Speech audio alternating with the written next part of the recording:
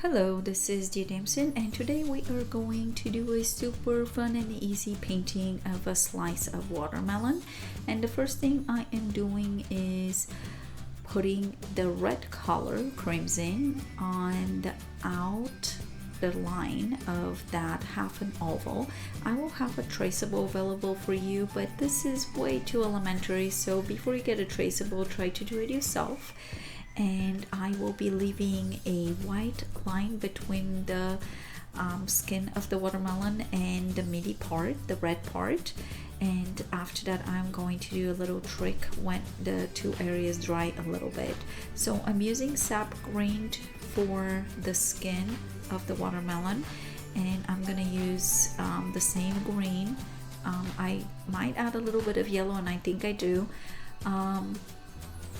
But pretty much if it's darker color, that means a little bit more paint, and if it's lighter color of that same color, it just means that I have less paint and more water on my brush. Same goes for the red part. So now I'm running my clean wet brush on between those two areas, just kind of stealing tiny bit of the green or the red and pushing it into that white area so it's not really white. I will add the shadow, and also I'm going to mix red and blue together and add a little bit deeper shadow closer to the watermelon.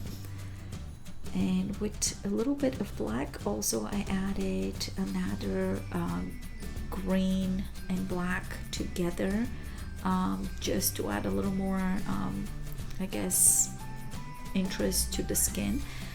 Also I'm adding black for the seeds, and then I'm going to get the crimson red and not touching the seeds but going really close to them. I'm gonna add that much more color on my brush than usual and get that really intense color in, and it almost looks like the seeds have a little bit of an outline, and that makes them look really cool. So I'm gonna fill in the background of the watermelon, very light blue. You don't have to do that. It just seemed like it will work really well, but I'm going to get a little bit more with the shadow right there, and pretty much that's it. So I hope you enjoyed this video, and if you did, please don't forget to subscribe and click that notification bell to get notifications for my future videos, and let me know how you do with your watermelon. All right, thank you for watching. Happy painting.